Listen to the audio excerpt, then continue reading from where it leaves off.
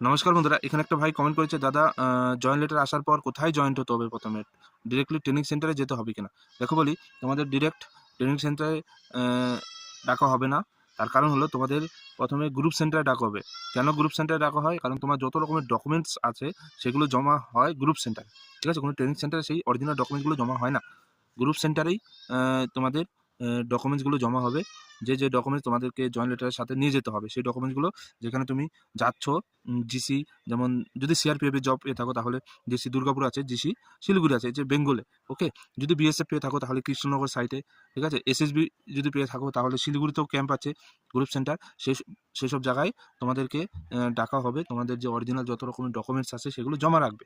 ওকে, আর ওখানে জমা রাখার পর কিছুদিন রাখা হবে, যখন ট্রেনিং সেন্টার খালি হয়ে যাবে তখন ওখান থেকে তোমাদের পাঠিয়ে দেওয়া হবে ট্রেনিং সেন্টার, ট্রেনিং করানোর জন্য। ওকে, তোমাদেরকে ডিরেক্টলি ট্রেনিং সেন্টারে পাঠানো হবে না। বুঝাতে পারলাম?